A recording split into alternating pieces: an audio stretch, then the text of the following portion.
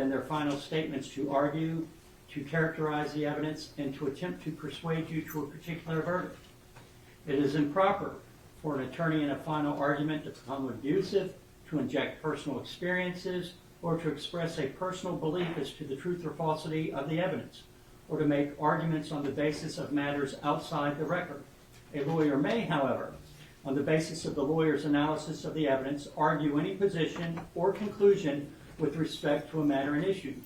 If in the course of making a final argument, an attorney attempts to restate a portion of the evidence, and your recollection of the evidence differs from that of the attorney, you are, in recalling and remembering the evidence, to be guided exclusively by your own recollection of the evidence. We'll hear from the state first, we'll take a break, and then we will hear from the defense. The jury is with the state. Thank you, Your Honor. Please report.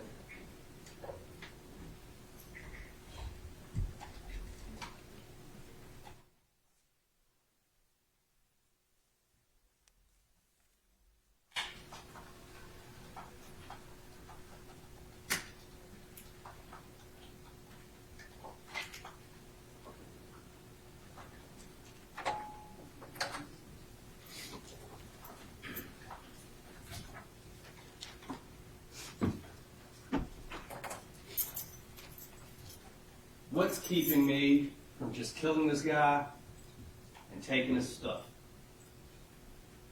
That's the question. That's the question that the defendant asked himself on September the 12th, 2020. What does keep you from killing someone and taking their things? Decency? Some sense of caring, some sense of being a good citizen, doing what you're supposed to do, a sense of right and a sense of wrong, a sense of knowing what you're entitled to, and what versus what you think you're entitled to. Those are all the things that are supposed to keep you from doing something like that, right? What happened on September the 12th of 2020 is those things failed. Okay? They failed. The defendant, for whatever reason, decided he wasn't going to let those things constrain him or stop him from doing what he wanted and taking what he wanted, whatever the cost. The cost on September the 12th of 2020 was supposed to be about $15,000. The actual cost of what happened that day was priceless. A life was taken, senselessly, feloniously, premeditatedly, and deliberately. Okay? We're going to talk about those words. And we're going to talk a little bit about what the facts that you heard show, what I contend they would show, and how those facts should apply to some of the law in this case. Okay?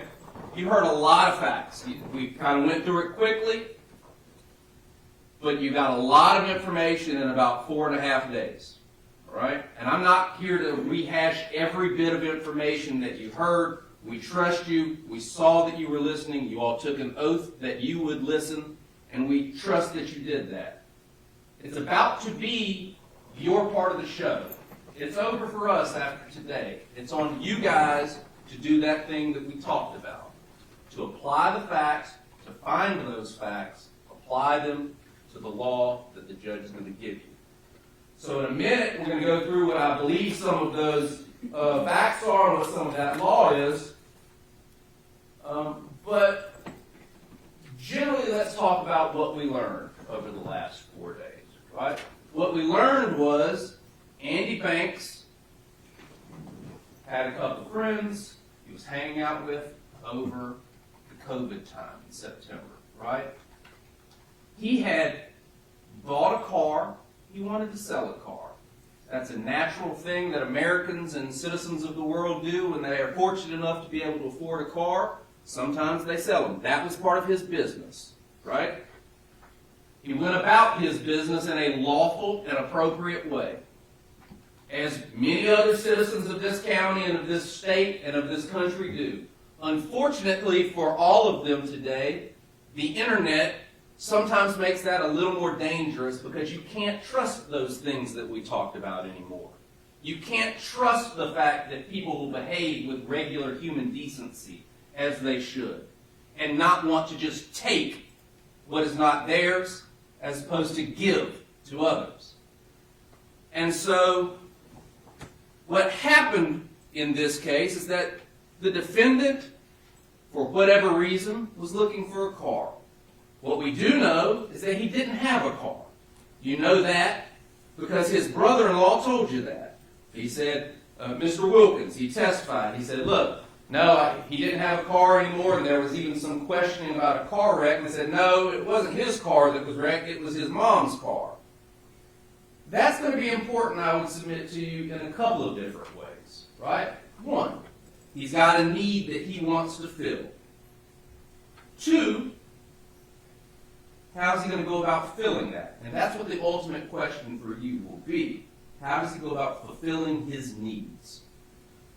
But also, that statement that he didn't have a car and it was his mom's car is going to become relevant, I would submit to you, when you start looking at the totality of could he even afford to buy a car on that date that he came down here.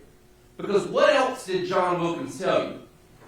We talked about the defendant's jobs and what he does for them. He said, well, he used to be a welder, but he got laid off from that job. He's living at his mom's house. He doesn't have a car. And you later saw what was found in his mom's house was a delinquency notice for some personal property tax in an amount of $300, is what they said they remembered it to be. So, if you can't pay a $300 property tax at some point within a month or two of this murder, and that's what I'm going to call it, a murder, because I'll submit to you that's what it is.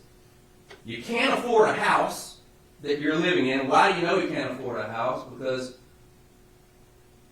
he doesn't have a car, he's living at his mom's house, and he can't pay his bills. The evidence I would submit to you would indicate he probably can't afford to have a house.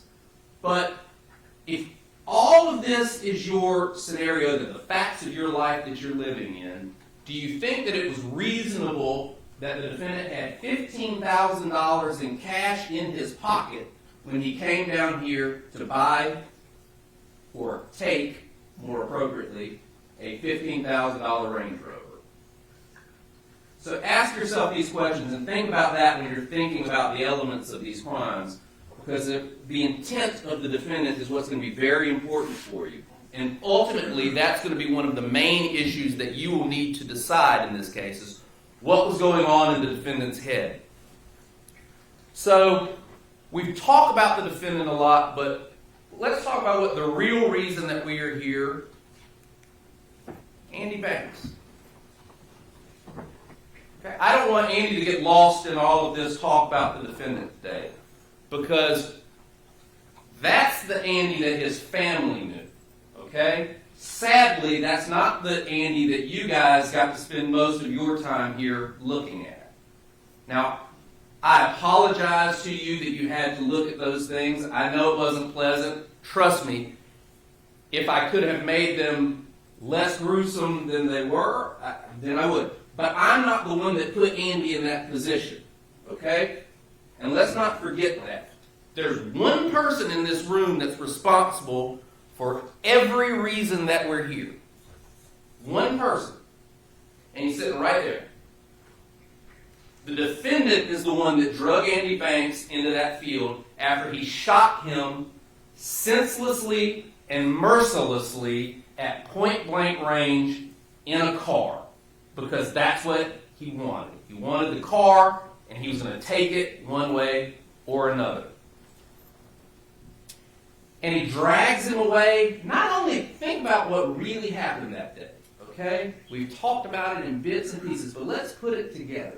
The defendant pulls out a pistol, shoots a man at least 5 times in the back, at point blank range, his head and his back, and you heard the testimony that every one of those shots would have been lethal. That one headshot, they said, would have hit the central nervous system, shutting him down instantly, stopping him from being able to breathe. Okay? Was that not enough of indecency that he was showing? No. He stuffs him in a car, either folds him up, which I would submit is what happens. He has to either lean him back in that front seat or fold him down in the front seat of that car, further being disrespectful to Andy, letting him bleed out in the front seat of his own car as he drives an hour and a half with this man in the front seat or somewhere in that car, bleeding. And we're going to talk about the intent, right? What else does he do while Andy is seated there dead in the car? Because you know he's dead at this point because he's not alive when the defendant makes it back to Cameron Village. And we know that because John Wilkins didn't see him in the car. Right? So where was he? But you know he was in the car because how else did he get to Virginia? And so what else does the defendant do that's kind of just awe-inspiring? With him dying or dead beside him, he picks up his phone and texts the dead man.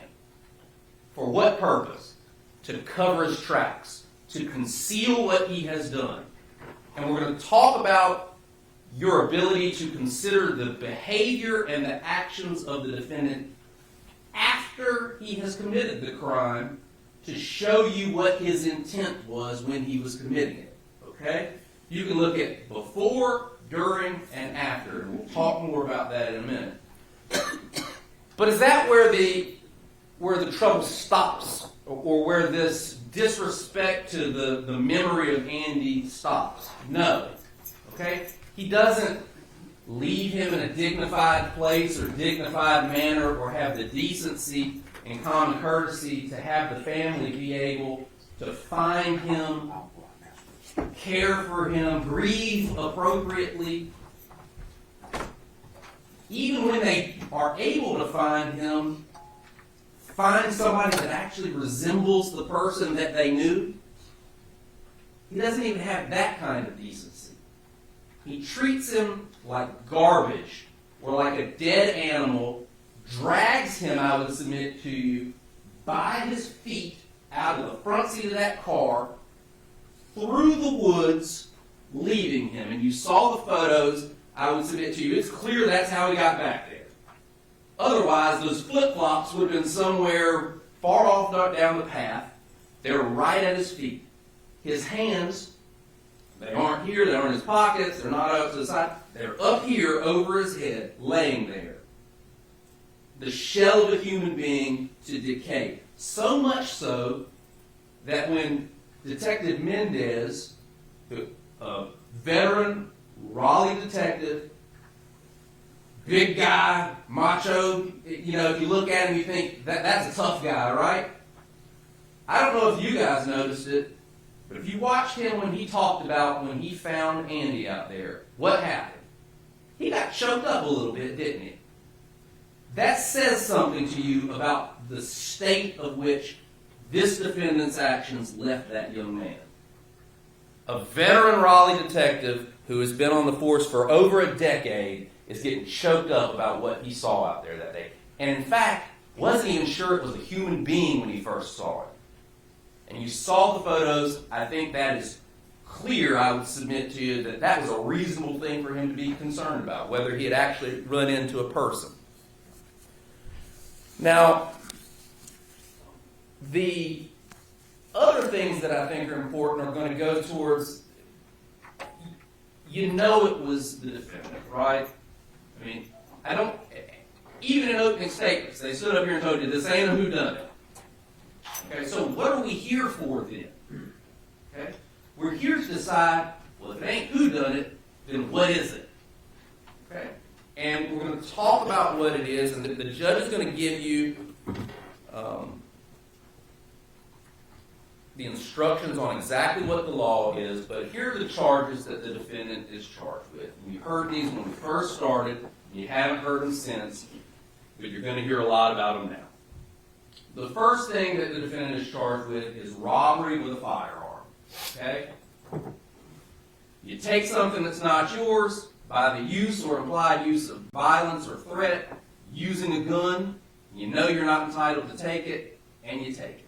Is that what happened here? He knew he shouldn't take the car.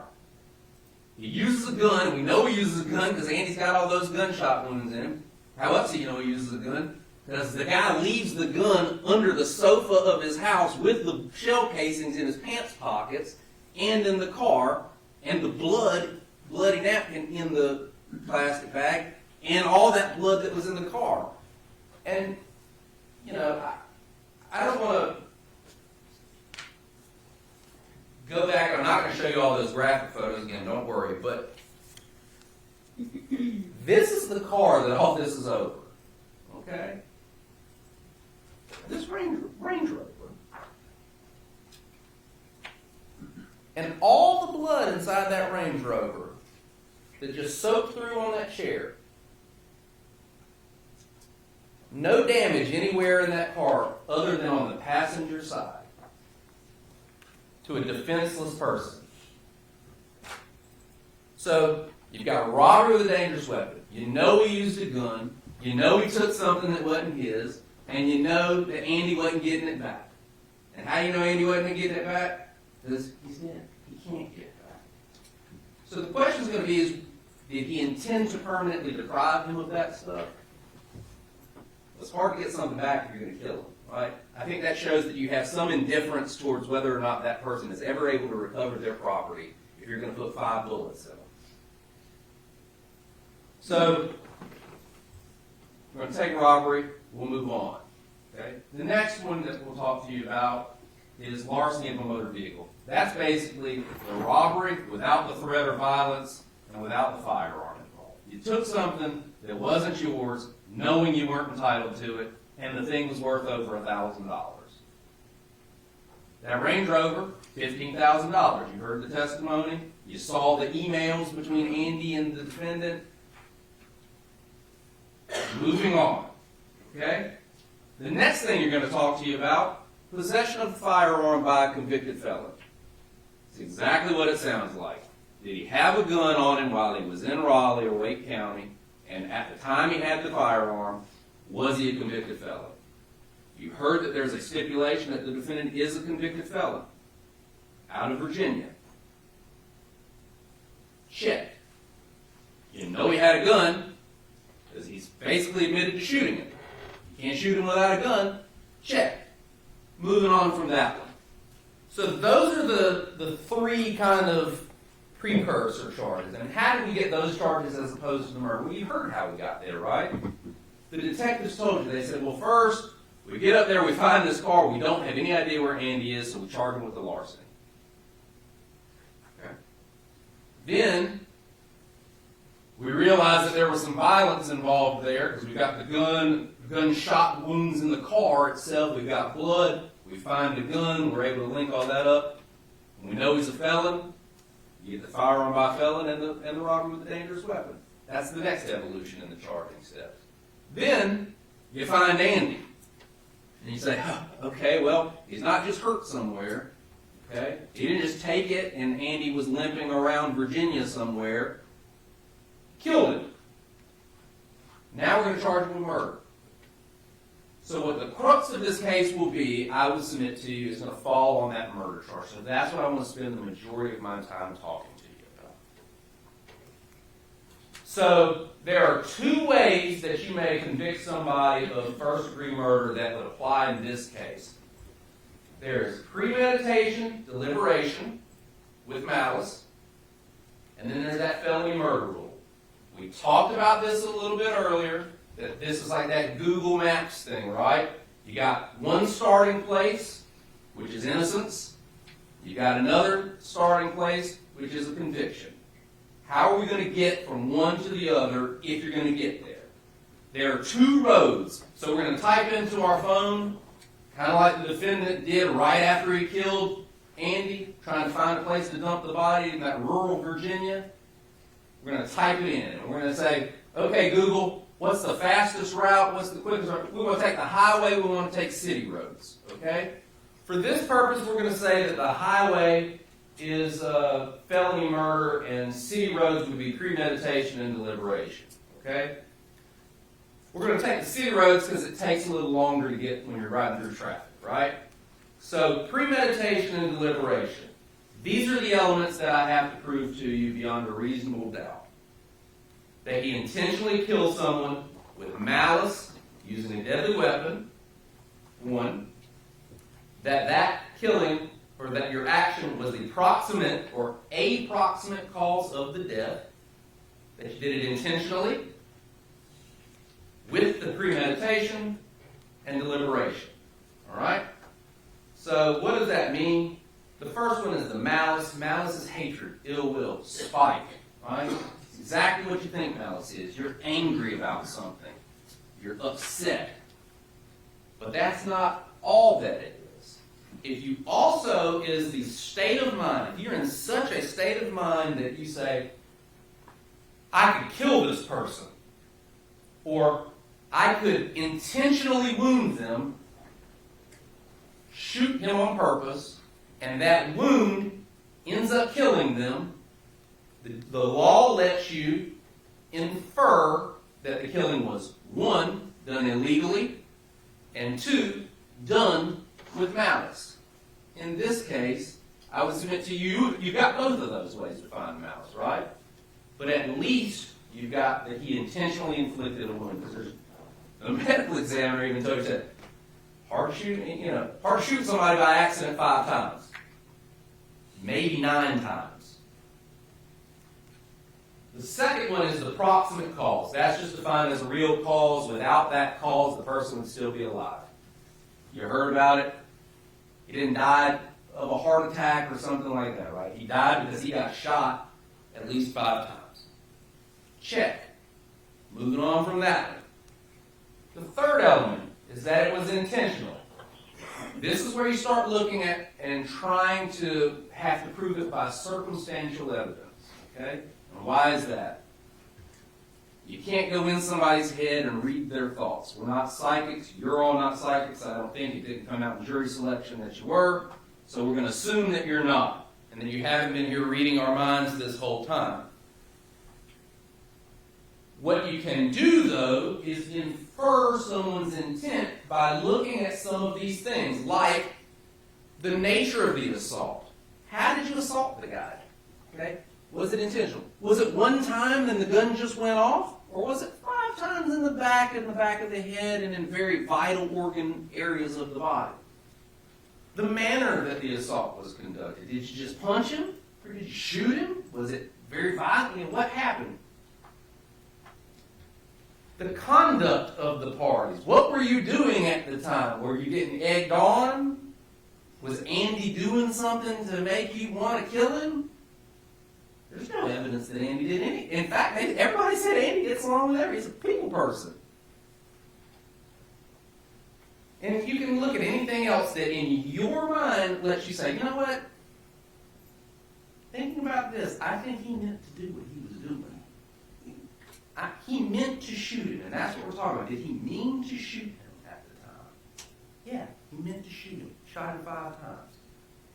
We'll talk about some of these things a little bit more later when we get into the definition of premeditation. So was it intentional? Check. The medical examiner kind of checks that one for you too. That fourth element is premeditation. This is the crux of this issue I would submit to you in this case, moving forward for premeditation and deliberation, that first theory on the city roads route to murder in the first degree. We talked about what does that mean. It means you thought about the action before you do it. Okay? It does not mean that you thought about it for a month, that you thought about it for 5 minutes, that you thought about it for a second. What it means is, however slight, a millisecond would be enough. If you said, I'm going to do this and do it, That's premeditation. And that's going to be important, I would submit to you, when you start looking at these facts and what people may want you to think about moving forward. Like, what is this? Did he really have premeditation and deliberation? Did he have premeditation to kill him when he left Virginia? Did he come down here and say, I'm going to kill him when I get to Raleigh? Maybe, maybe not. Is there evidence that you could infer that he did? I'd say, yeah, there is, right? He'd already been down here that Wednesday before and looked at the car. Or Tuesday. One of those days, the 8th or the 9th. He'd already been down here before. He knew what he was getting into.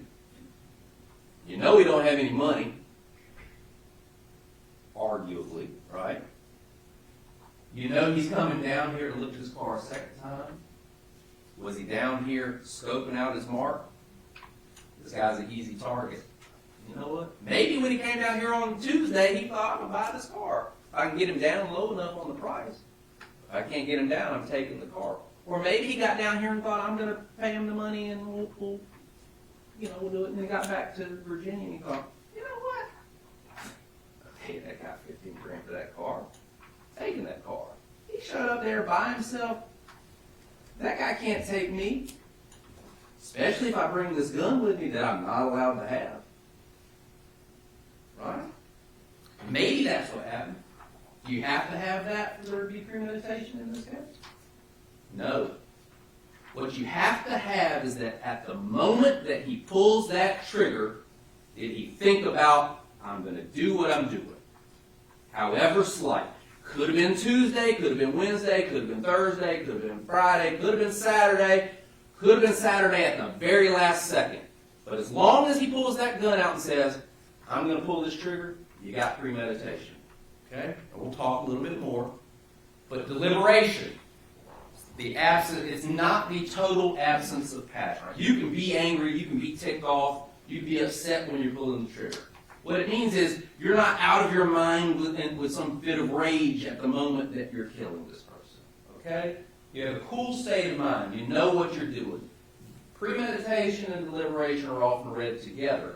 And the instruction is actually going to tell you you can use these factors to determine premeditation and deliberation.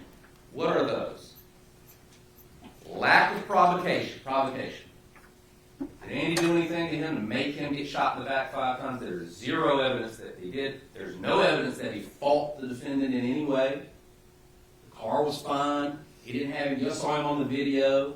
He didn't pop up and say to the police, well, that guy attacked me. He did this to me. He says, I don't know nothing about that. When they say he's missing, he says, oh, I didn't know that.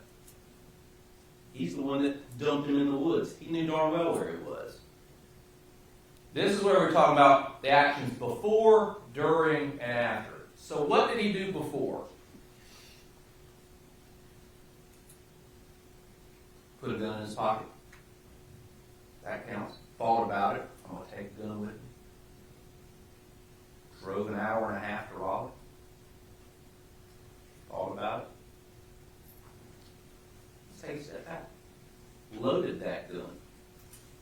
Racked it. Loaded that gun. Racked it. That gun with the laser light on the bottom of it. Okay? Put the magazine in. Puts it in his pocket. Gets in the car. Does he tell John Wilkins he's got a gun on him when he gets Wilkins to drive him down here? Wilkins said, no, I don't know nothing about him having a gun. He had one before. I know he's a felon. We've been to the range before. Does he know how to use this? Did he practice? You saw a video and the target range, right? He knows what he's doing with this. He's not a novice. He's so proud of being such a good shot, he's taking videos and keeping the targets, right? Before. Drives. Let's take it to the moments right before, right? The moment right before. He's sitting in the car, in the driver's seat, and we know he was in the driver's seat because he was on that test drive. Andy's sitting right beside him. What's premeditation and deliberation? Maybe this? You know, I don't want to take this car. Thinking about it, I got to think to take the gun out. Maybe it wasn't racked. I got to rack it. It's another thought. I point it at it. Close range. Bam! One. Tell you what, I'll even give him one shot. Okay? Maybe the first one he didn't plan. Maybe something happened. Didn't stop there though. Bam! Bam! Bam! Bam! 5 times. Shoots him. Point blank range. Every time he pulls the trigger, you gotta think, I'm pulling this trigger. I know what happens when I pull the trigger of a gun at point blank range. Every time. Every single bullet is premeditation and deliberation. Okay? Every time. Let's take a step even back from that. Every time I move the gun a little bit to better aim at my victim, that's premeditation and deliberation. Did he miss him? If he's in, think about that. Did he miss it? I would submit to you, he didn't miss him once. Well, 1, he's less than 2 feet away from him. 2, there's only damage in that car is 2 bullet holes, one of which is in the door, the other one is in the A-frame, and the bullet's still in there. The window's not busted out of that car. You know he was inside the car because there's blood everywhere inside the passenger seat of that car. Point blank range to the back of the head. Point blank range to his left shoulder. You got the jacket that tells you that, right? I mean, look at those bullet holes. Look how close they are together. You can see the black on that jacket where it was burned by the flames that come out of that gun. That's how close he was thinking about what he's doing. What does he do with this jacket after the fact?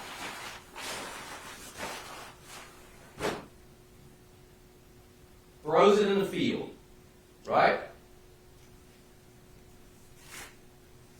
Quite frankly, and we'll talk about this a little bit more, for felony murder, he doesn't even have to take the car. He could have taken that jacket by force or threat, and that's enough. Okay? But we'll talk about that.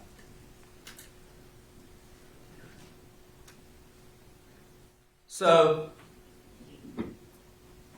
premeditation and deliberation. You're pointing a gun at a guy. Let's take it a step further.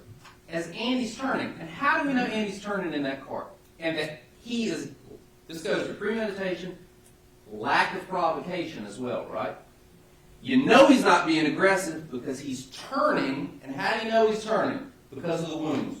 1, 2, 3, 4, 5, through and through, in my arm, in my hand, or in my forearm and in my hand.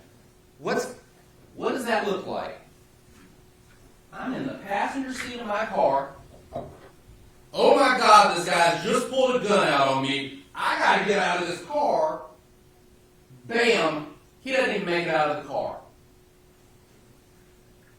That's how you know it was aggressive. That's how you know it was premeditation. That's how you know he intended to do it. That goes to the brutal nature of this, that close distance, right? The number of wounds that he does. And what that other one, lethal wounds after the victim is fell. What that means is you subdued your victim and you keep on attacking them. Well, you heard central nervous system. He's done. Aorta. You really think he's fighting back after that's happening? No. He's done and he gets shot 5 times. Now, I'll give you, maybe it's a quick 5 times, but 5 times takes a little longer than just 1 second to fire off 5. This isn't an automatic handgun where you just pull it and 5 bullets come spitting out. You got to continuously pull that trigger at least 5 times.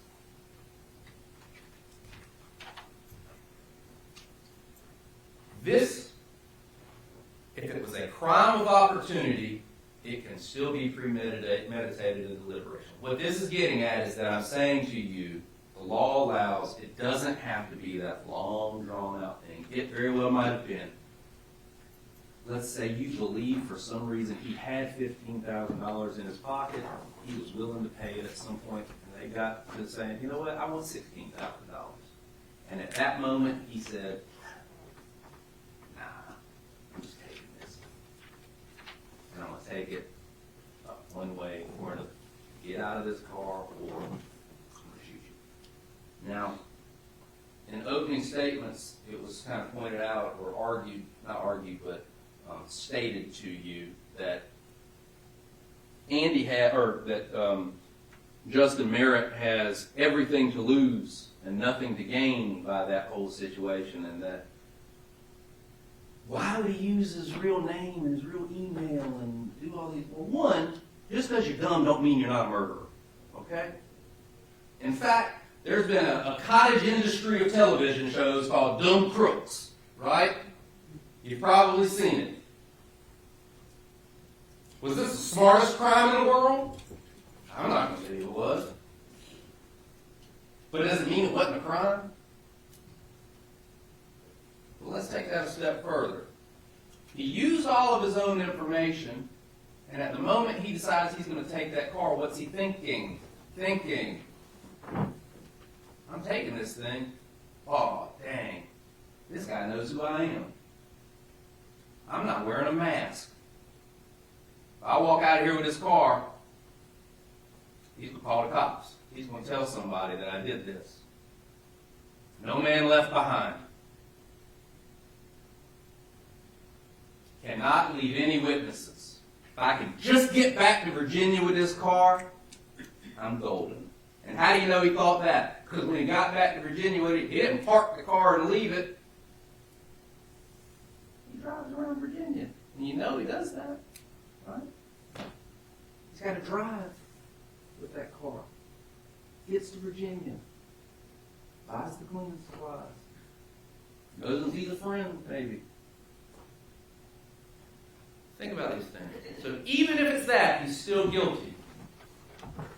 Now, this is important, and it's going to become important later on. I'll explain it a little bit more, but you know, you hear that you have to have a unanimous verdict, and you do have to have a unanimous verdict. What you have to be unanimous on is that each and every element of a crime occurred. You have to believe that it was a premeditated murder, okay? And that's the issue that I would submit to you for the first version, premeditation deliberation. You don't have to agree on every fact that makes it premeditation, okay? It might be premeditation to one of you because you think he came down here because he didn't have the money and he was going to take it. Might be premeditation to another one of you because you think it's that last split second that he decides to pull the trigger.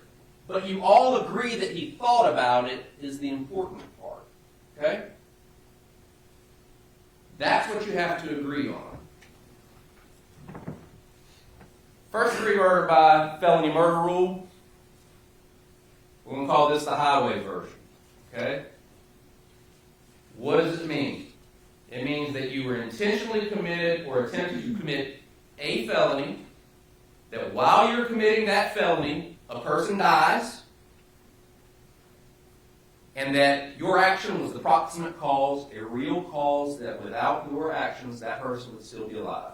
That's what I got to prove to you. The judge is going to instruct you that there are two options for felonies that you can use in this case to determine whether or not that man, the defendant right there, committed a felony. Okay? The first one is robbery. The second one is felony larceny of property valued at more than $1,000 with the use of a deadly weapon. We'll talk a little bit more about that. Okay? And why there's that distinction and what your requirement is. So we've talked about cityway and highway. Well, let's complicate it a little bit more. So you can either go cityway, highway, quickest route, fastest route. Quickest route is going to be felony larceny. Fastest route, we'll say, robbery. All of those get you there. You get it? And that robbery and the larceny are branches off of the other road that gets you there. Okay? So maybe when you go up Highway 29, you want to get off on 46 or whatever. Just stop in whatever town because you like the you like the Chinese restaurant there because they got real good wings. Okay? So you want to stop in that town and get the wings. So you're going to pull off. But you're going to get back on the highway and you're still going to end up in Danville. Okay? So you all don't have to agree on which one of those it is. 6 of you may think, I think it was a felony larceny with a firearm, and 6 of you may think, I think it was a robbery. But as long as all 12 of you agree that one or both of those felonies existed, you're unanimous on that element. Okay? Because what the element is, and we talked about elements, what the element is that a felony was occurring and that the defendant intended to commit a felony. Doesn't matter which one of those two, but one of those two or both. Okay? So let's talk about the robbery option. The robbery option is a little more broad than that robbery that we talked about before, right? Because that first robbery requires the use of a firearm. This one doesn't. Okay? This is just, you took something you weren't entitled to by threat of force or violence, and you intended to do it, you intended to permanently deprive them of that property, okay? And you knew you weren't entitled to it when you took it. Simple enough. I'd submit to you, you got this all day long in this case. For the same reasons you got that robbery that we talked about. If you think he committed that robbery at the start of this, then I would submit to you, it's your duty to convict him under the felony murder rule for first-degree murder. Let's talk about the intent to deprive permanently. That's that thing that we were saying, if you do it and you don't care if they're going to get it back, that's enough, okay? Circumstances that show you do not intend to return the property and it's unlikely that it would be recovered, that you have done with an indifference to the rights of the owner, you can infer that he intended to permanently deprive. He takes the guy's car and drives it to Virginia. That in and of itself is probably enough, I would submit to you. Even if he parks it behind that church and never drives it again, throws the key in the river and says, I'm abandoning this car because it's stolen. That's enough, I would submit to you. And the law would submit, I think, that is enough. But in this case, you can go a step further, because not only did he do that, but he killed him. This is what I was saying, that the robbery for felony murder, you don't have to have a firearm. But in this case, I mean, it's pretty clear you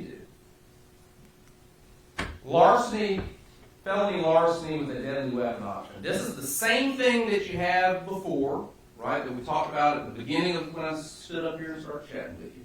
But this one you do need to have a firearm. Okay. Now, why do you have these distinctions, and why would this be submitted to you? Let's talk about that. Well, you might think, well, if that's the case, then that's a robbery with a dangerous weapon, so it's the first one. And you might be right, okay? But the distinction becomes when you start looking at the facts of this case. Okay? Maybe one of you decides, I don't think that when he killed him, he intended that he threatened him. I think he killed him first. Maybe something happened in the car. They got into a little argument, and he just shot him, and then it was an afterthought, and he says, I'm going to take that car. I got to get back to Virginia somehow. That's enough under this theory. Because the use of a deadly weapon has to have occurred while you're committing. You had to have used the deadly weapon when you committed the felony. Did he use a deadly weapon when he committed the larceny? Well, the law says that it counts if you even just have it. Mere possession is enough. So if you got it in your pocket, it's enough. And the reason for that may seem a little counterintuitive, right? Like, well, that doesn't make any sense. Think about it. The reason behind that, I would submit to you, is the law's going to say, when you got one of these in your pocket, you walk a little taller. You feel a little stronger. I got a little extra courage. If some stuff goes down, I got backup. Even if I'm by myself, I got this gun. And so you're emboldened, your actions, you think, I can go further, I can do more than I otherwise would. And quite frankly, this is the key to this whole case. If this isn't there, we're not here. Okay? And I'm not blaming guns for this, guns, or whatever. You can have your opinion about guns. That's not what I'm saying. What I'm saying is that if that man right there didn't have this thing right here, he doesn't feel like he can come down here and just take that car that he was not entitled to. And let's not forget, he was never supposed to have this gun. It is illegal for this gun to be in that couch cushion for this family man that is so concerned about his children that he has left this gun in a holster. And I don't know if you noticed this or not, fully loaded after he's already shot at 5. He killed Andy, didn't care enough about it to be like, oh my God, I'm dumping the gun. He was so emboldened. I said, you know what? I'm reloading this thing. Putting it back under the couch cushions in case I got to do it again. Is that what he's thinking? The second element is death, that while you were committed, so if you agree a felony was committed, one of those two, you move on to this element. Did they die as a result of it? Well, how else did Andy die? He wanted to go home and watch football with his buddies. The last time he got to see him, they think he's coming home 30 minutes later, and he never walks back in that door. Think about that. His family never got to see him again.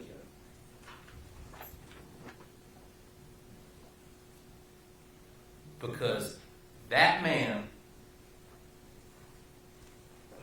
wanted this car for nothing.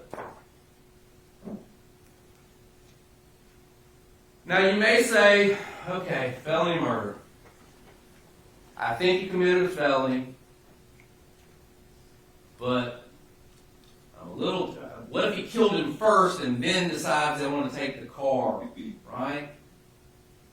Where does that, I'm a little hung up. Maybe he's like, something happens and I kill him and I got to have this car to get back to Virginia or whatever.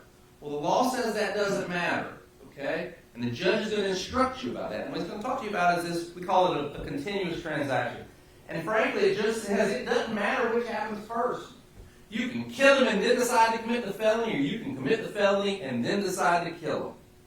As long as you do both, and there's not some big break in time period, it's one continuous transaction, close enough in time that it's kind of the same event, that's enough. Okay? What do we have here? We're not talking about a long time, right? I mean, he doesn't kill him, leave, walk around Raleigh for 2 hours. And you know this because you know what the phones, the RTT data, which Detective Mendez explained to me like I was a third grader, thank goodness, with the tennis ball thing, right? And it's pretty clear how that works, and that defendant's phone was with Andy Banks' phone that entire time until they were riding all the way out of town and it gets thrown out of the car. That in and of itself might actually count as that robbery for this, right? It could be that he wanted to deprive Andy of that book bag, that he wanted to deprive Andy of all those credit cards that were in the bag. There was a belt bowl football buff that was in the bag, you know, that little freebie thing. Maybe he just loves belts, right? He wanted that face buff. If he just wanted that, that's enough under that felony murder. But you got all of that stuff, that jacket, and the car all count for that robbery. Okay? So, it could be an hour later, but you know that it wasn't. You know it all happens like that inside that car. That mobile crime scene from Raleigh all the way down Cameron Village, all the way kind of out Capitol, back in, back out Capitol, then back. When did this happen? When did he kill him? I'll tell you when he killed him. I would submit the evidence already showed you that. The evidence showed you that when he Googles Cameron Village on his phone, right? And we went through that search history. if he's with Andy Banks, and Andy Banks is alive, don't you think he could say, hey Andy, how do we get back to Cameron Village? Why does he need to Google it? Why does he need to search that otherwise? And you know they're together because the RTT data says their phones are together. And if you look at the maps, he actually really wasn't that far from Cameron Village when he Googles it. Okay? Can Cameron Village or the Village District get a little confusing if you get back in those neighborhoods sometime? Maybe a guy who doesn't live in Raleigh and has only been there on the Tuesday before needed a little help to get back to his buddy because he couldn't leave his buddy behind.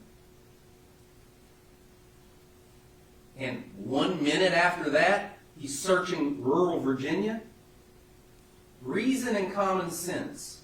Okay? That's going to be the phrase that you need to focus on in this, because that's what reasonable doubt is. Okay? What is reasonable and common. Use your reason, common sense to fully satisfy or entirely convince yourself that all of those elements are done. And when you look at all of these things, right, what's reasonable? Is what I'm talking to you about reasonable? And are you fully satisfied that one of these events happened the way I'm telling you that they did? Or are you going to indulge the defendant and go through these mental gymnastics to try and work some way out to get out from under what we've all talked about and say, well, maybe a space alien ended up in the car. Okay, is that a doubt? Yeah, but it ain't reasonable. Okay? So be realistic when you're talking about these things. So the third element is proximate cause. That's the same. If you didn't shoot him, is he still alive? If you're not committing that felony, is he still alive? Reason, common sense. What do the facts in this case tell you? Is it easy to come in there or sit back there and look at this and say, you know, this guy's guilty and I'm going to send him to prison? Well, we talked about that. That's not your role. Your role is just to say, did he do it? Did he not do it?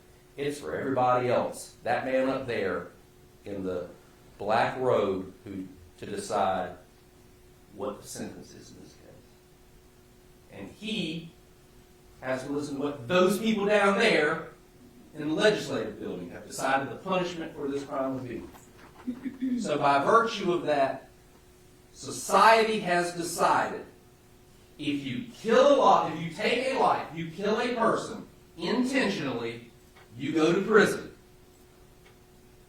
Okay? So if you find that the defendant was either robbing or stealing the car using a gun, he killed Andy during a continuous transaction, that's the second way we've made it back to Danville. We've made it to first-degree murder. Okay? So the options for you when the judge gives you a verdict sheet are going to be a couple things. He's going to give you all those underlying felonies and say guilty or not guilty, guilty or not guilty, guilty or not guilty. Then you're going to get to felony murder and premeditation murder, first-degree murder, right? It's going to say the defendant is guilty of first-degree murder by premeditation and deliberation or not guilty. You pick which one you believe unanimously. If you say guilty, great. If you say not guilty, okay. We move on. You have to move on to that second one. Even if you say guilty of first degree, you move on to felony murder. Because you can be guilty of either or. You can be guilty of both of them, or you can be guilty of one of them. But either way, it's first degree murder. If you find not guilty of first degree murder, not guilty of felony murder, premeditation, deliberation, either one of them, that's the only time that you would move on to the next one, which is second degree murder. What's second degree murder? Well, I'll tell you what it's not. It's not what happened to Andy Banks. Okay? What it is all those same elements, except there's no premeditation and deliberation, and he wouldn't commit the felony. So you know what? It doesn't fit these facts. This is a textbook first-degree murder case. And you know that because of the evidence that we have presented to you. He cleans it up. He conceals this event. He doesn't seek out to get help. He came down here to take that car. And that's exactly what he did. He took that car. He indulged himself He gorged himself on somebody else's stuff. He took it. He didn't care what the consequences were. He not only took from Andy his car, he took from Andy his life, and he took from the rest of Andy's family Andy's life. And what led him to that, ladies and gentlemen? Greed. Greed and self-indulgence led him to that. And some people are big quote people. I kind of like to read quotes sometimes, and one of them from a person that I think has some good quotes is that you've got to understand the price you pay for frivolity or just for greed. Okay? And you can't negotiate with people who say what's mine is mine, but what's yours is negotiable. He started out negotiating and he ended up taking.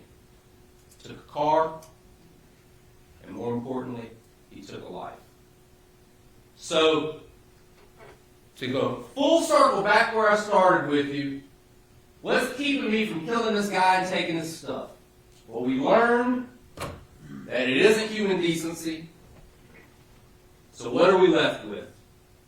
We're left with this process. Would we have all rather not been here and having to answer this question? Yes. We all could have spent this week doing something far better than being here, I would imagine. But this is a very important thing. And it's not only important for Andy and his family, it's important for the defendant, right? You need to give him a fair trial. He deserves that too. And we're not going to be greedy like he was and take that from him, okay? But what you can do is do something different than what he did. You can decide to have human decency. We as a society have decided to have that. We as a society have decided that you have to be held accountable for your greed.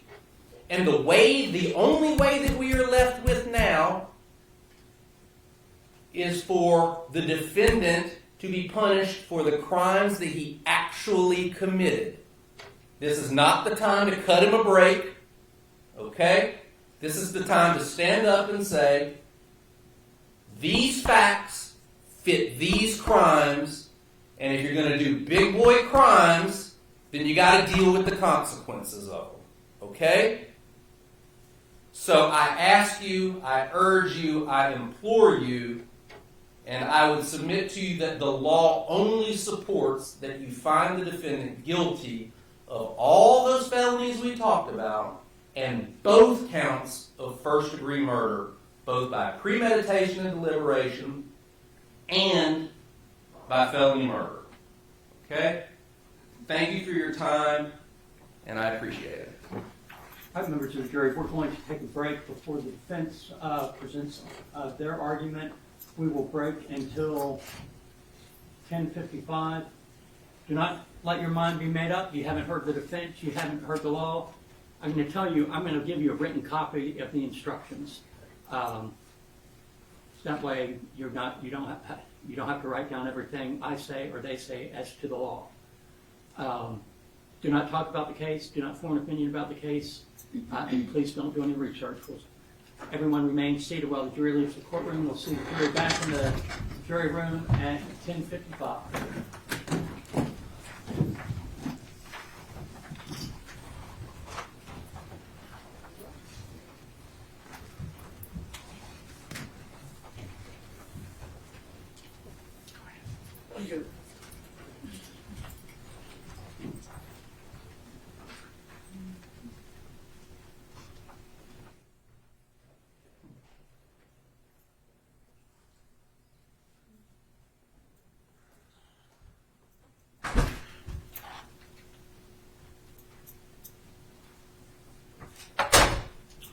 I let the record reflect the jury's left the courtroom.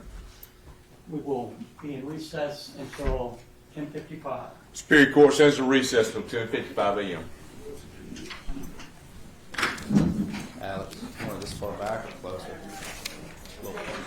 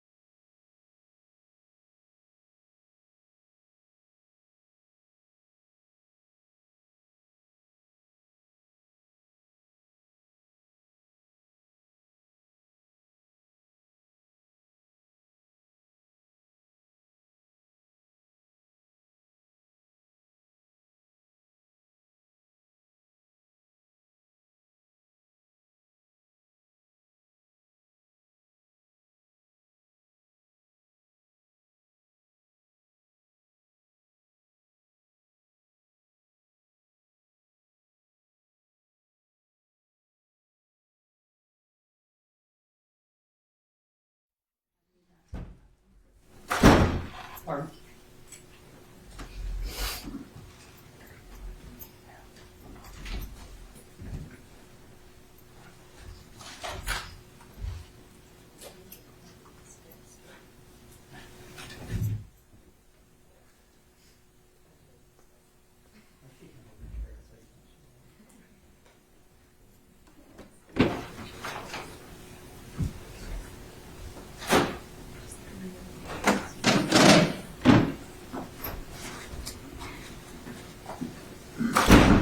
Anything before we bring the jury back in? Let's go ahead and bring the jury back in. Yes, sir.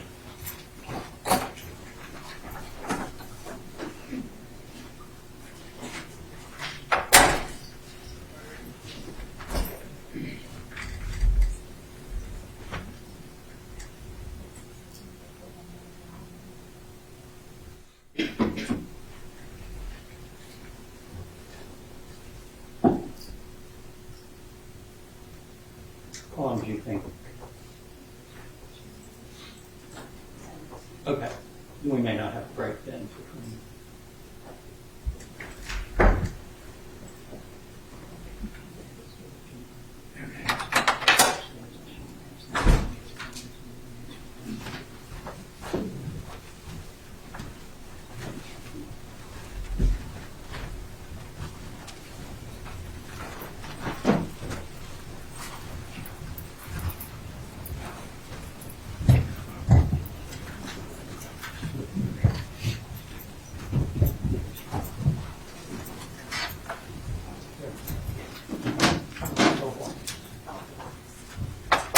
All right, the jury is with the defense.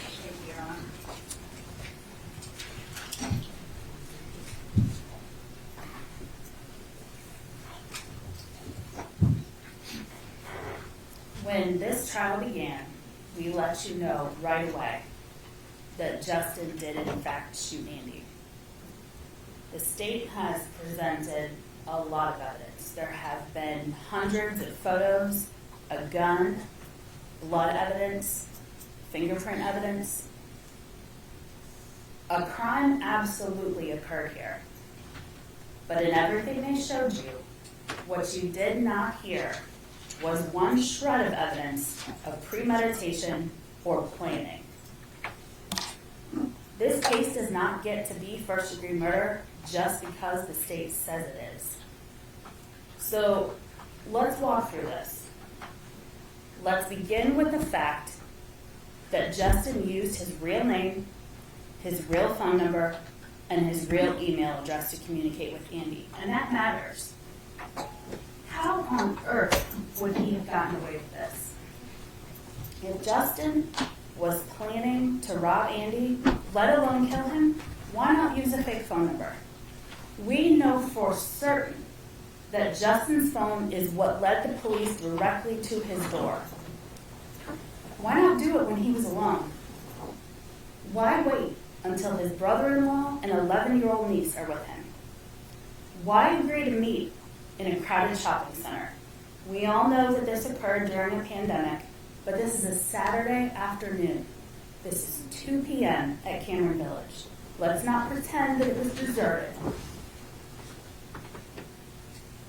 The state is asking you to make enormous assumptions here. This was Justin's plan the whole time? To drive down with his family, to shoot a man in order to steal his car in broad daylight out on a busy street?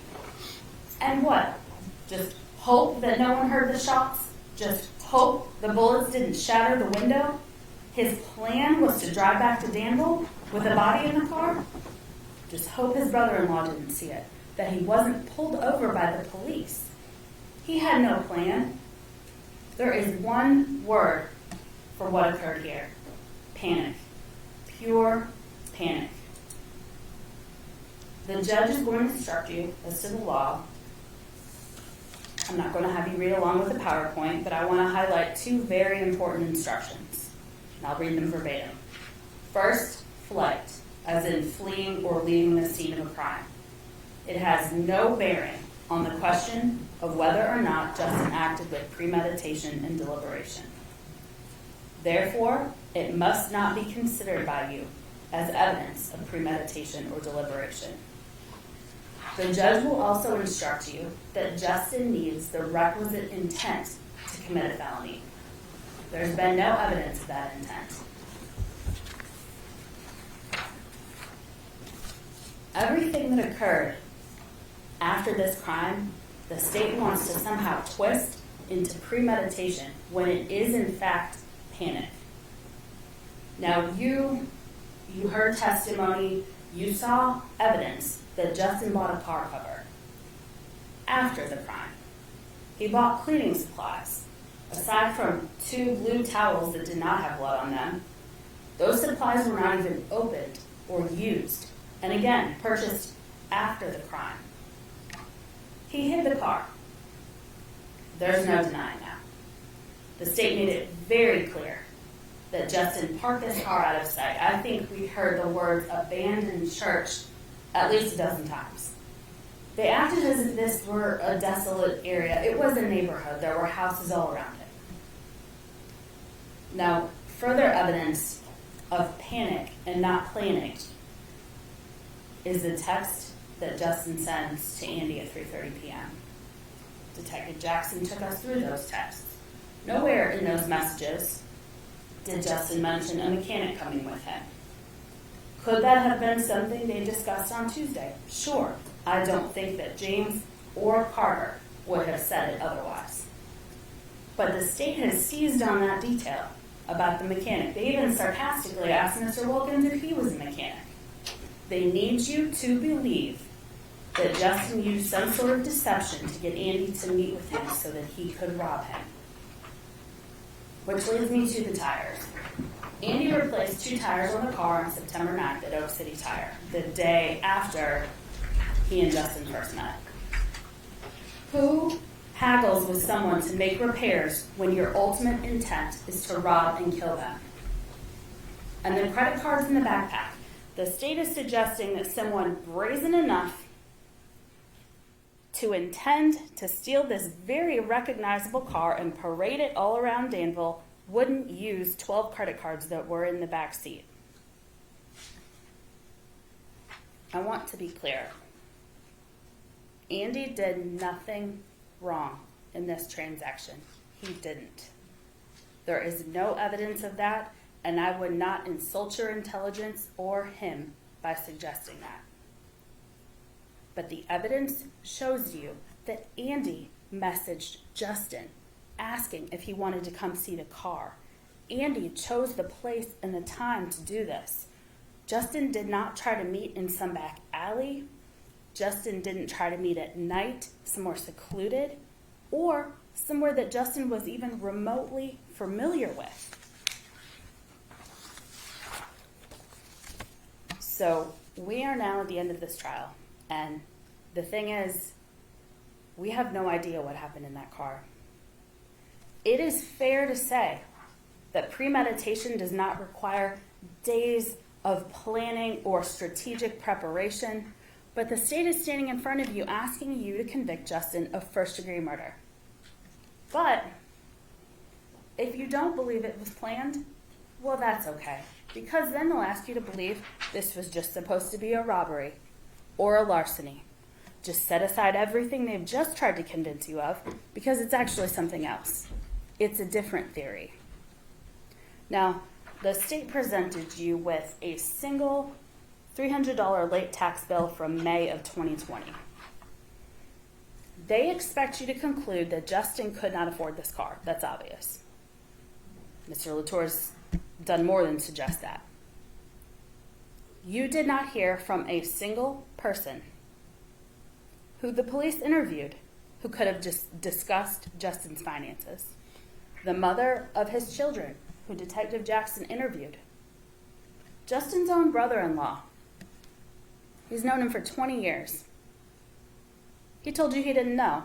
He didn't scoff. He didn't say he couldn't afford it. Is the state suggesting that Mr. Wilkins told us the truth about everything except for that? And I want to take this time to remind you of what we discussed in jury selection about the state's burden. Justin has zero obligation to take the stand and explain this. It is his constitutional right. The state has all of the evidence at their disposal. They painstakingly went through photos. We heard from at least 5 experts, some of whom made no conclusive findings. But they didn't show you any video of Justin driving this car around to show it off as they told you they would in their opening statement. The evidence presented to you during this trial is what you're allowed to consider. From the moment Andy died, Justin's actions were all an effort to hide what happened. He told no one. He didn't do smart things or right things. No one is asking you to approve of what Justin did. No one is suggesting that he should walk through those doors and be free. He is guilty of second-degree murder, a very serious charge, a charge that would mean a minimum of 27 years in prison. Now, we also stated at the beginning of this trial that law enforcement did their job in this case. Andy's friends and family did what anyone would do. We told you that we were not going to stand here and challenge that Justin was responsible.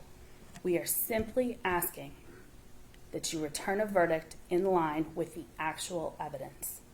Justin is guilty of second-degree murder. Our members of the jury, I need you to step into the jury room for just a moment.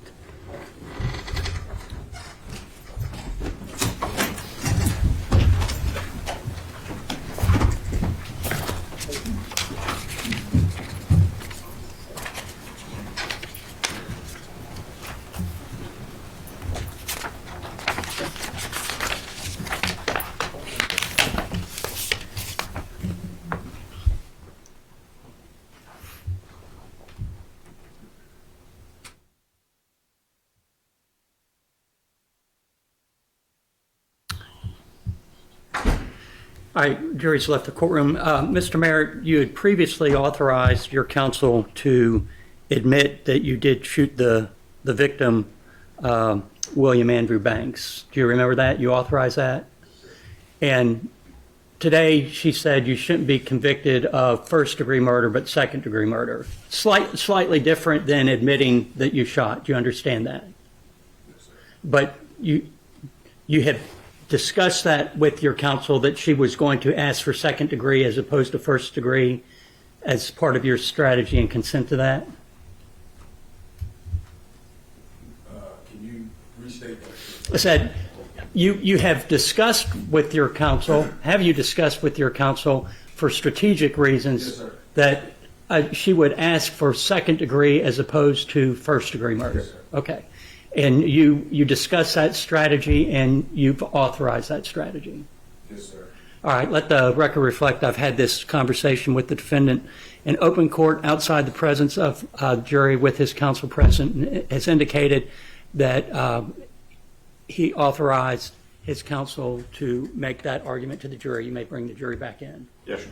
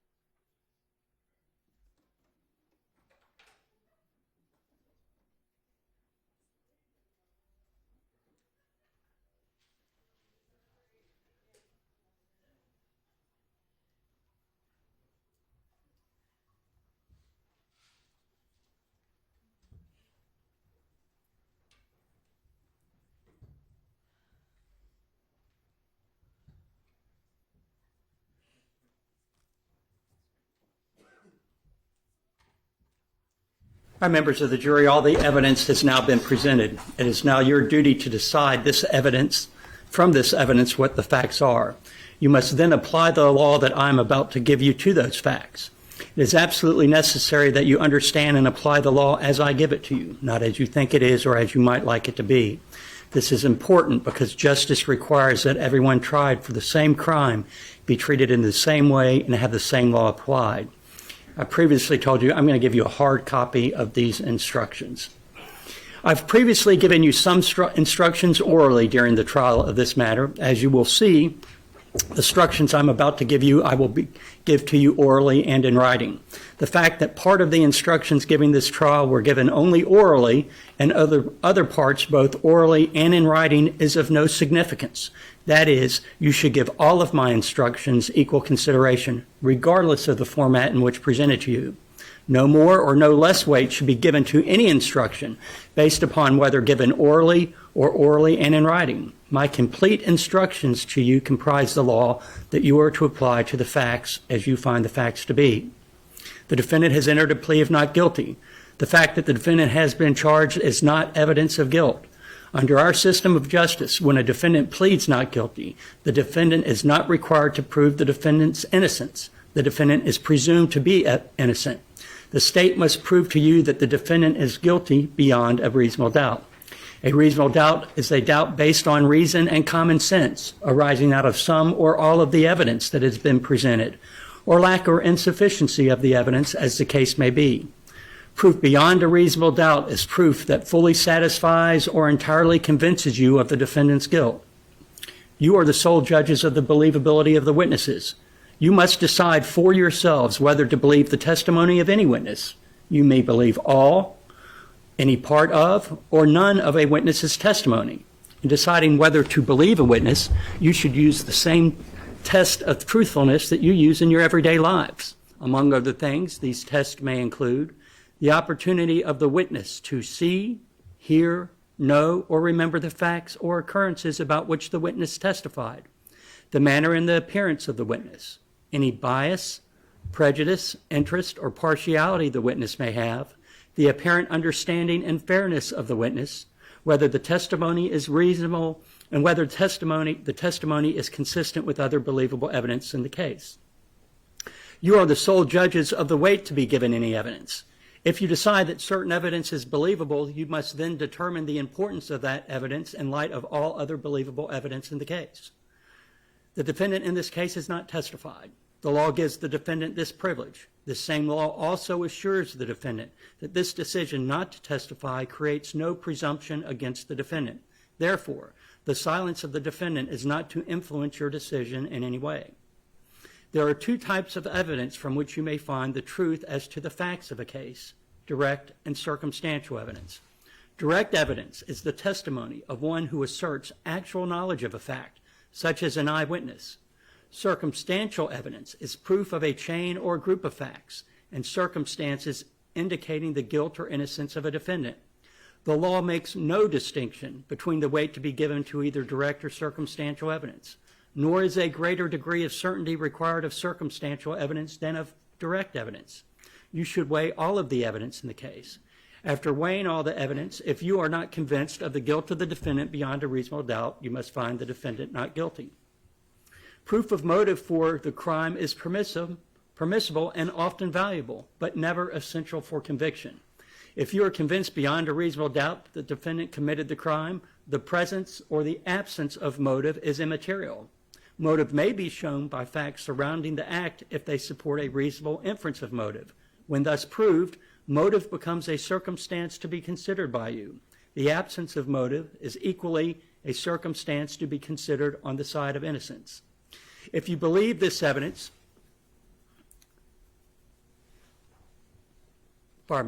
you may find that a witness is interested in the outcome of this trial. You may take the witness's interest into account in deciding whether to believe the witness.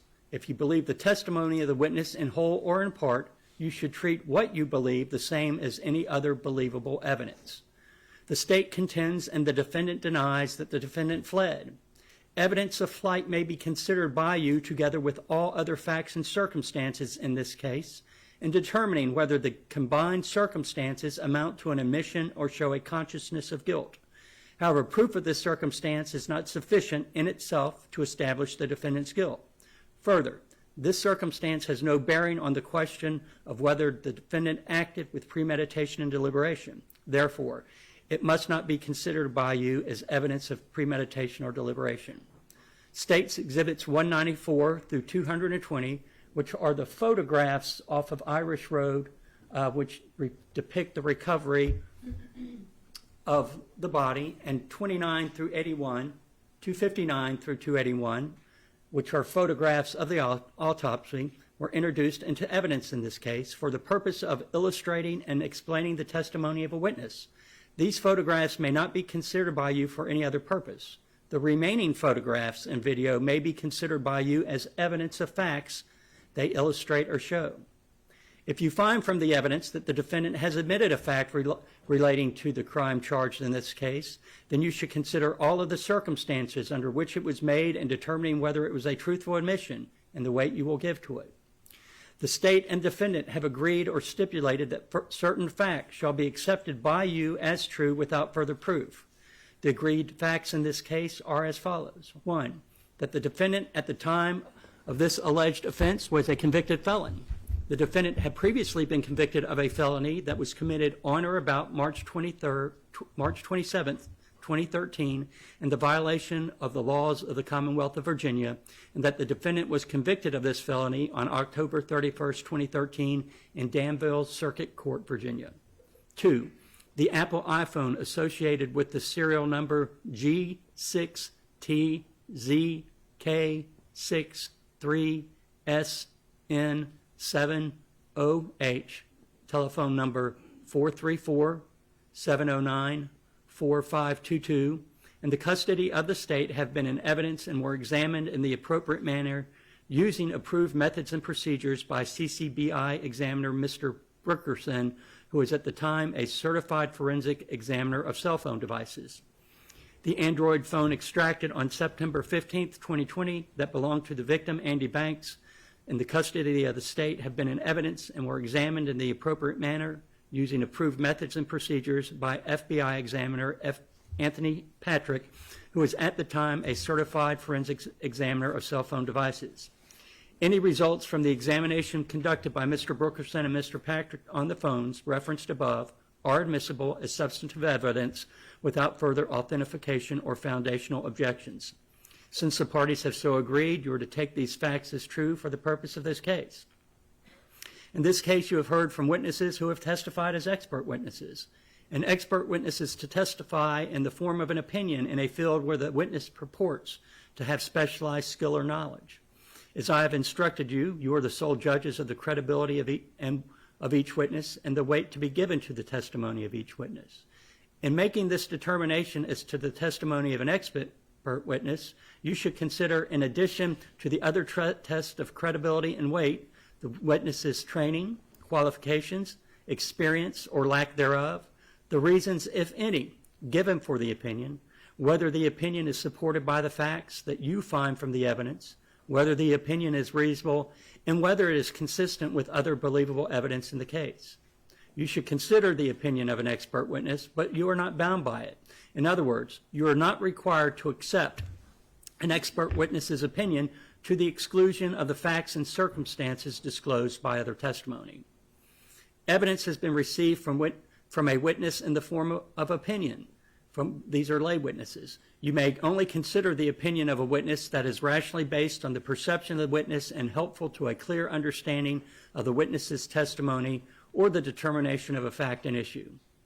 Evidence has been received tending to show that at an earlier time, a witness made a statement which may conflict or be consistent with the testimony of the witness at this trial. You must not consider such earlier statement as evidence of the truth of what was said at that earlier time because it was not made under oath at this trial. If you believe the earlier statement was made and that it conflicts or is consistent with the testimony of the witness at this trial, you may consider this and all other facts and circumstances bearing upon the witness's truthfulness in deciding whether you will believe or disbelieve the witness's testimony. The state contends and the defendant denies that the defendant made a false statement. If you find that the defendant made such a statement, it may be considered by you as a circumstance tending to reflect the mental process of a person possessed of a guilty conscience, seeking to divert suspicion or to exculpate the person. And you should consider that evidence along with all other believable evidence in the case. However, if you find that the defendant made such statement, it does not create a presumption of guilt, and such evidence standing alone is not sufficient to establish guilt. Such evidence may not be considered as tending to show premeditation and deliberation. Intent is a mental attitude, seldom provable by direct evidence. It ordinarily must be proved by circumstances from which it may be inferred. You arrive at the intent of a person by such just and reasonable deductions from the circumstances proven as a reasonably prudent person would ordinarily draw therefrom.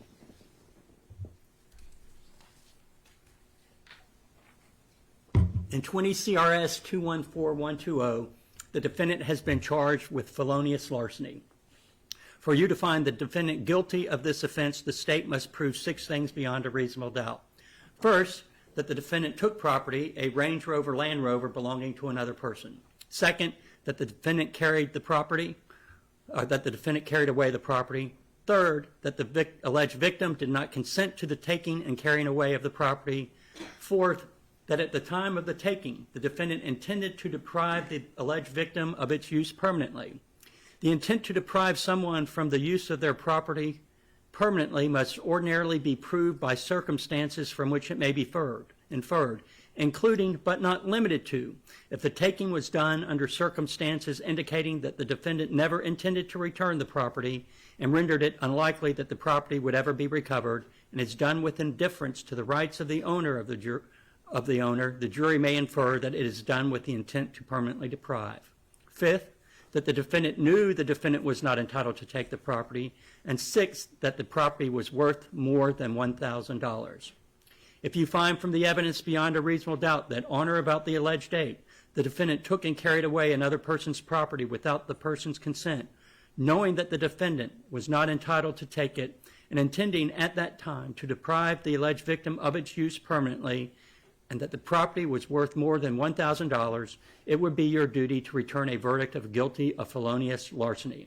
If you do not so find or have a reasonable doubt as to one or more of these things, it would be your duty to return a verdict of not guilty.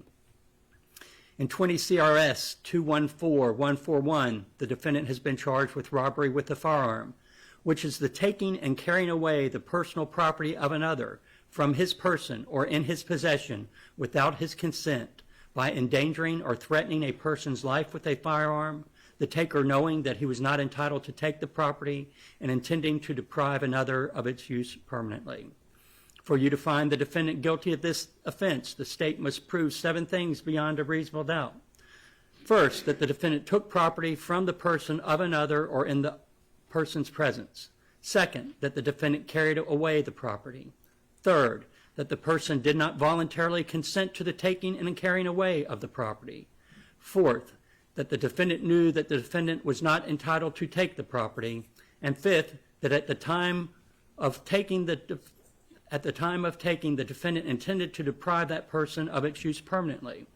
The intent to deprive someone from the use of their property permanently must ordinarily be proved by circumstances from which it may be inferred, including but not limited to, if the taking is done under circumstances indicating that the defendant never intended to return the property and rendered it unlikely that the property would ever be recovered, and is done with indifference to the rights of the owner, the jury may infer that it is done with the intent to permanently deprive.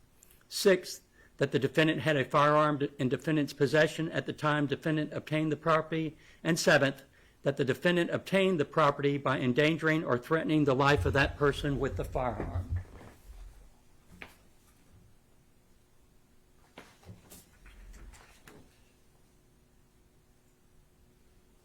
And in this case, for the purpose of the charge of robbery with a dangerous weapon, the property at issue is the 2011 Range Rover automobile of Andy Banks.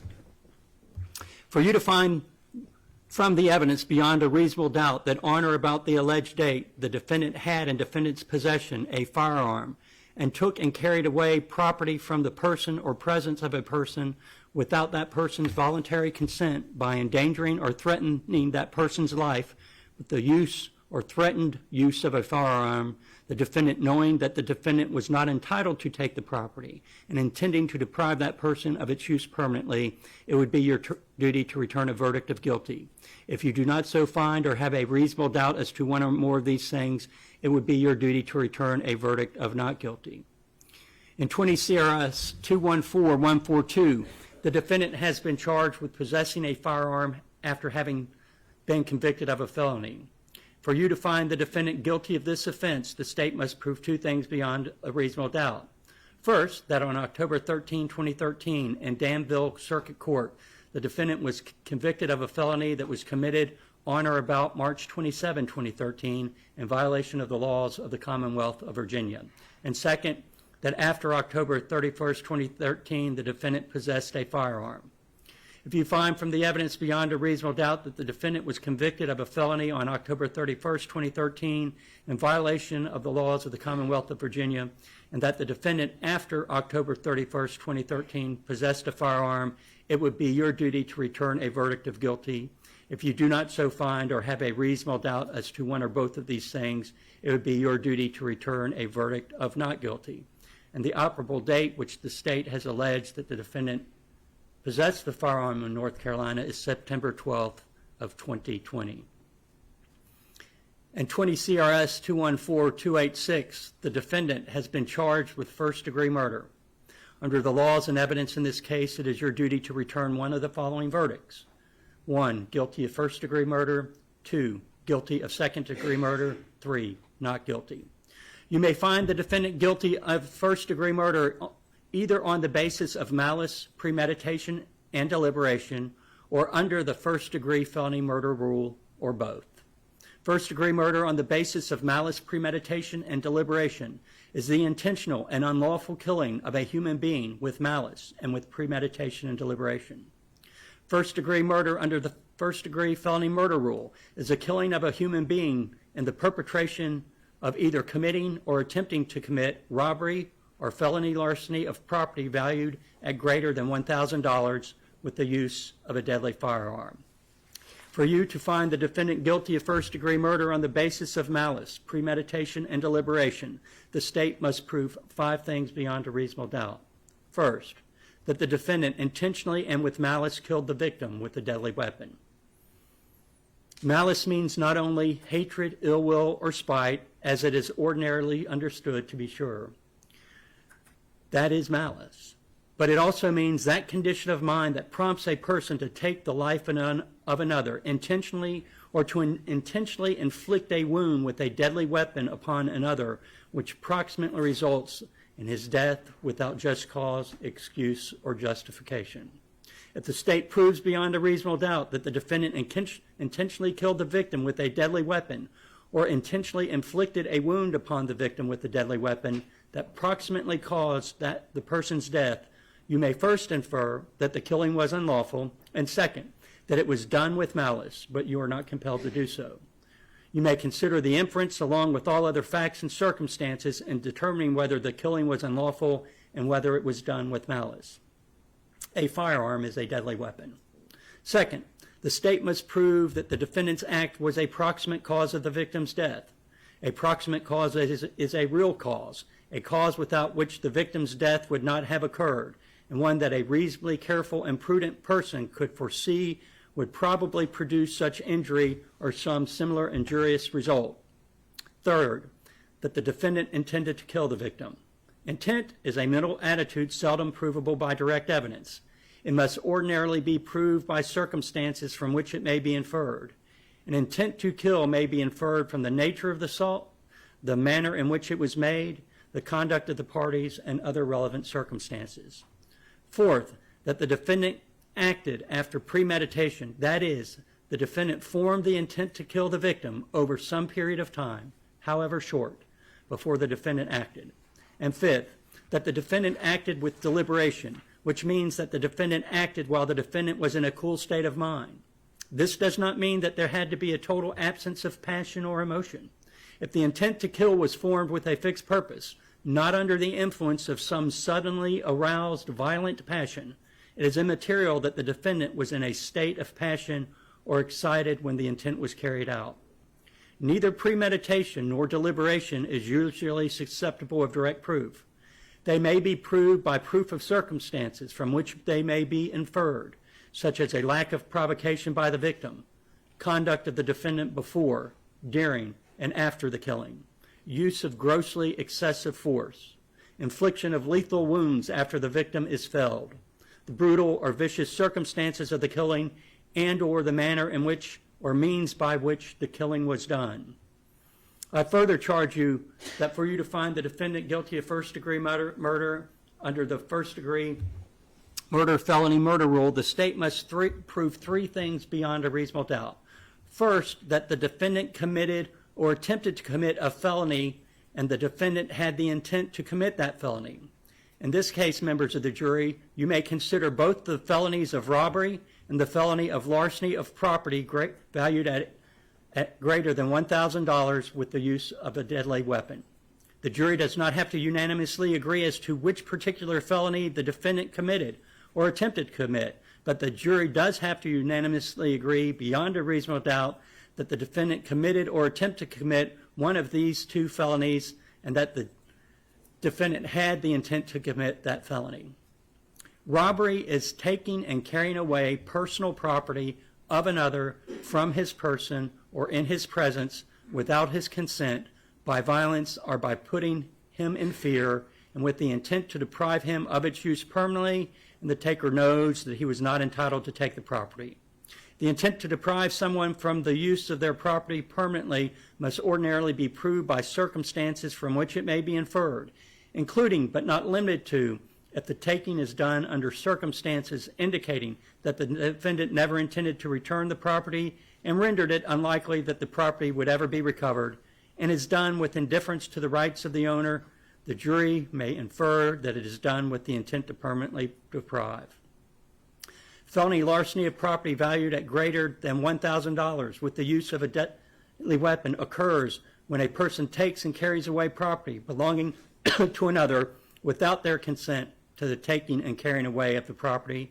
At the time of the taking, the defendant intended to deprive the victim of its use permanently. The defendant knew that the defendant was not entitled to the property and that the property was worth more than $1,000 and does so with the use of a deadly weapon.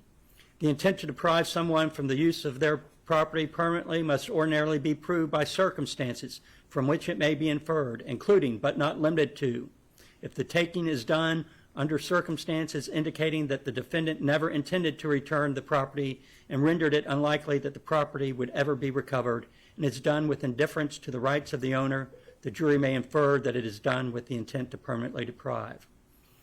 The use of a deadly weapon includes mere possession of a deadly weapon during the commission of the felony, even if the deadly weapon is not physically used to actually commit the felony. A deadly weapon is a weapon which is likely to cause death or serious bodily injury. I instruct you, a firearm is a deadly weapon. Second, that while committing or attempting to commit a robbery or felony larceny of property valued at greater than $1,000 with the use of a deadly weapon, the defendant killed William Andy Banks. The sequential order of the killing and the felony is immaterial where there is a continuous transaction. It is immaterial whether the intent to commit the felony was formed before or after the killing, provided that there is no break in the chain of events and the felony and the killing are parts of a series of incidents which form one continuous transaction. And third, that the defendant's act was a proximate cause of the victim's death.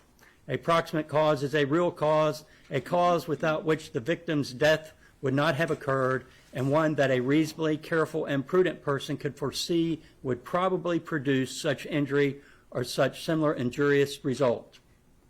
If you find from the evidence beyond a reasonable doubt that on or about the alleged date, the defendant, acting with malice, killed the victim with a deadly weapon, thereby proximately causing the victim's death, that the defendant intended to kill the victim, and that the defendant acted after premeditation and with deliberation, it would be your duty to return a verdict of guilty of first-degree murder on the basis of malice, premeditation, and deliberation. If you do not so find or have a reasonable doubt as to one or more of these things, you would not return a verdict of guilty of first-degree murder on the basis of malice, premeditation, and deliberation. Whether or not you find the defendant guilty of first-degree murder on the basis of malice, premeditation, and deliberation, you will also consider whether the defendant is guilty of first-degree murder under the first-degree murder felony rule. If you find from the evidence, beyond a reasonable doubt, that on or about the alleged date the defendant committed or attempted to commit and had the intent to commit either robbery by taking and carrying away property from the person or the presence of a person without his voluntary consent, by violence or by putting that person in fear, the defendant knowing that he was not entitled to take it, intending at that time to deprive the person of its permanent use, or 2, larceny of property valued at greater than $1,000 with the use of a deadly weapon by taking and carrying away property belonging to another without their consent to the taking and carrying away of the property. At the time of the taking, the defendant intended to deprive the victim of its use permanently. The defendant knew that the defendant was not entitled to take the property, and the property was worth more than $1,000, and did so with the use of the deadly weapon, and that while committing or attempting to commit robbery or larceny of property valued at greater than $1,000 with the use of a deadly weapon, the defendant killed William Andy Banks, and the defendant's act was a proximate cause of the death of William Andy Banks. It would be your duty to return a verdict of first-degree murder on the basis of first-degree murder in perpetration of a felony. However, if you do not so find or have a reasonable doubt as to one or more of these things, then you would not return a verdict of first-degree murder in the perpetration of a felony. If you do not find the defendant guilty of first-degree murder on the basis of malice, premeditation, and deliberation, and if you do not find the defendant guilty of first-degree murder under the felony murder rule, you must determine whether the defendant is guilty of second-degree murder. Second-degree murder is the unlawful killing of a human being with malice but without premeditation and deliberation. Second-degree murder differs from first-degree murder in that the state need not prove a specific intent to kill, premeditation, deliberation, or that the killing was committed in the perpetration of a felony. In order for you to find the defendant guilty of second-degree murder, the state must prove beyond a reasonable doubt that the defendant intentionally and with malice wounded the victim with a deadly weapon, thereby proximately causing the victim's death. If the state proves beyond a reasonable doubt that the defendant intentionally inflicted a wound upon the victim with a deadly weapon that proximately caused the victim's death, you may infer first that the killing was unlawful, and second that it was done with malice, but you are not compelled to do so. You may consider the inferences along with all other facts and circumstances in determining whether the killing was unlawful and whether it was done with malice. If the killing was unlawful and was done with malice, the defendant would be guilty of second-degree murder. If you find from the evidence beyond a reasonable doubt that on or about the alleged date, the defendant intentionally and with malice and without justification or excuse wounded the victim with a deadly weapon, and that this proximately caused the victim's death, it would be your duty to return a verdict of second-degree murder. If you do not so find, or have a reasonable doubt as to one or more of these things, it would be your duty to return a verdict of not guilty. Now, the verdict form, you're actually going to receive 4 verdict forms, one for each charge: felonious larceny, robbery with a dangerous weapon, possession of firearm by a felon, and then I'll just call it murder, whether it be first-degree murder under either basis or second-degree murder. With respect to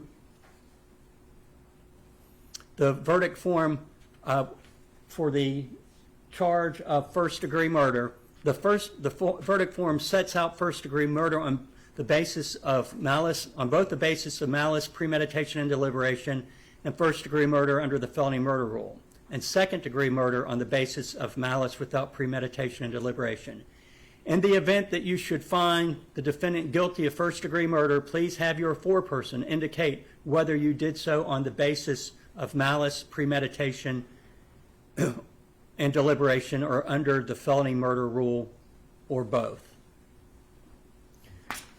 So on the verdict form, it will say, "We, the jury, by unanimous verdict, find the defendant Justin Merritt to be the first choice, guilty of first-degree murder," and there's a slot where you can check that. guilty of first-degree murder, and then under that, it says, on the basis of malice, premeditation, and deliberation, and there's a slot where you can check that, and or on the basis of first-degree murder, felony murder rule, you can check that. It says if you find the defendant guilty of first-degree murder, stop here. Then it has second-degree murder, and you can check that if you do not check first-degree murder. If you do not check, if you find the defendant guilty of second-degree murder and not first-degree murder, you stop. If you do not find either of those, then you proceed to check not guilty. So you have to check, if you find the defendant guilty of first-degree murder, you have to delineate on the form which of the two or both that it serves the basis for that conviction. You have heard the evidence and the arguments of counsel. If your recollection of the evidence differs from that of the attorneys, you are to rely solely upon your recollection. Your duty is to remember the evidence whether called to your attention or not.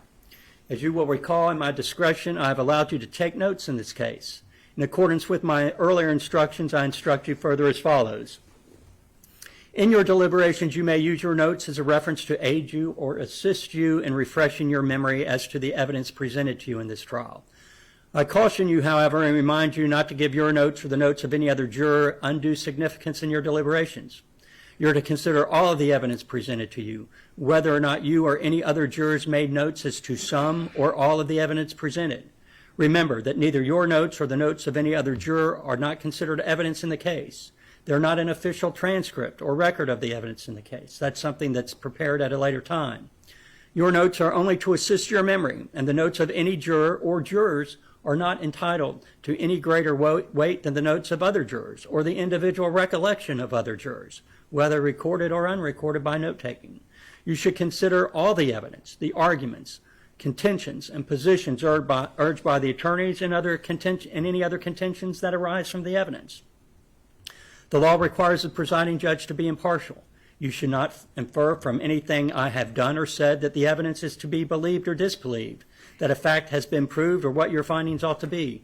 It is your duty to find the facts and render a verdict reflecting the truth. All 12 of you must agree to your verdict. You cannot reach a verdict by majority vote. There are 14 of you seated in the box right now. Do either Mr. Mueller or Ms.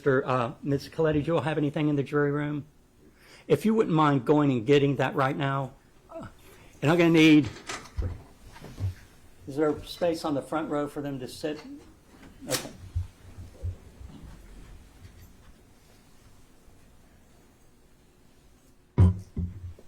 When you have agreed upon a unanimous verdict as to each charge, your foreperson should so indicate on the verdict forms.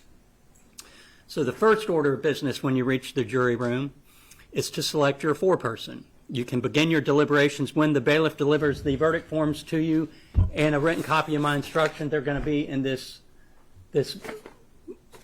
manila envelope marked verdict sheet. If you wouldn't mind having a seat on the front row on the far left, please, for right now. Once you have selected your foreperson, I sometimes forget to tell jurors this, and they've selected a foreperson, and I'm waiting to know when it's been done. Please knock on the door. Otherwise, you're going to be waiting on me, and I'm going to be waiting on you. Notify the bailiff that you've selected your foreperson. And you may not get the verdict form or the instructions immediately. Some corrections have to be made. So do not begin deliberations until you get the verdict form. Your foreperson should lead your deliberations, and when you have unanimously agreed upon a verdict as to each charge and you're ready to announce it, notify the bailiff by knocking on the jury room door, and you'll be returned to the courtroom and your verdict will be announced. You now control our schedule. When you want to go to lunch, you tell us you want to go to lunch. When you want to break, you tell us you want to break. Now, I think most people have had kids. I don't know if you know what a talking stick is. Some of you may know what that is. This is the talking stick. You may only deliberate when this envelope is in the jury room, because every time you come back and I excuse you from the jury room for any period of time, you're going to be required to bring this back in, and the bailiff and clerk will use safekeeping. If you want to break outside of the jury room so you can stretch your legs, get a snack or whatever, knock on the door. It's extremely important that each juror hear the thoughts and opinions of the other jurors. And I bring this up because it's not necessarily something people think about. There are bathrooms back there.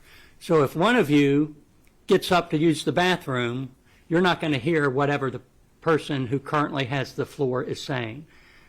So if someone does need to use the restroom, stop your deliberation. That way everyone can hear the thoughts and opinions of everyone else that is expressed. All right, you may retire to the jury room and select your foreperson. I don't know if you all want to do lunch now or later. You can, when you knock on the door, you can let the bailiff know that because that will depend on whether I bring you out here and send you to lunch or whether I send the envelope back. You may take your notebooks back with you at this time. And once you've selected your foreperson, please knock on the jury room door.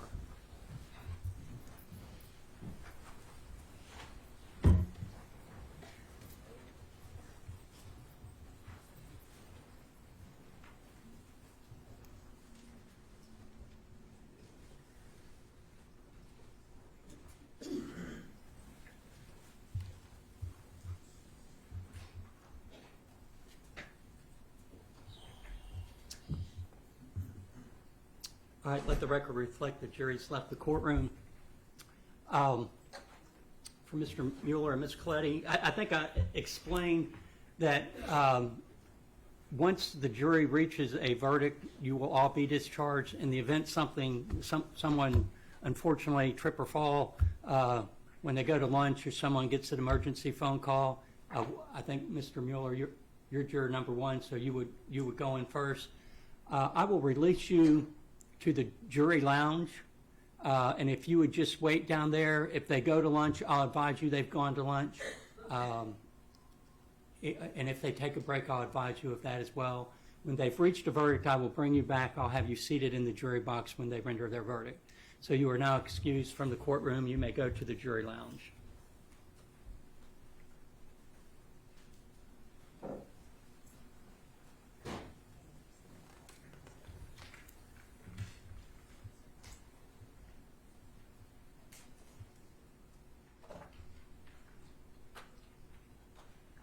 All right, let the record reflect the alternate jurors have left the courtroom. Other than the objections that have previously been made and noted, are there any additions, corrections, modifications? No, Your Honor. I did make some on the fly. Obviously, the larceny specifically mentioned the range Land Rover, and while for felony murder purposes, taking of other property, such as the cell phone, could form the basis for robbery under felony murder, the indictment for the actual robbery with the dangerous weapon lists the Land Rover. That is why I did that, and I'm just going to make sure that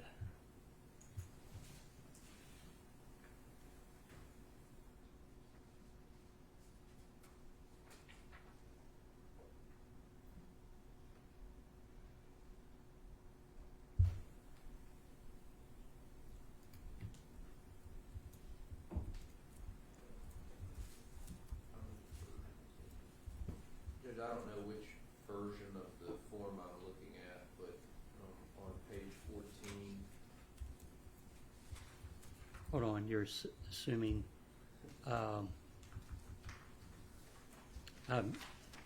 do not have the skills of Ms. Fawcett, so okay, hold on. One on the possession of firearm by a felon, I thought it was necessary to indicate that September 12th was the date and in Raleigh, North Carolina. I have no objection. Okay. I think that would be appropriate.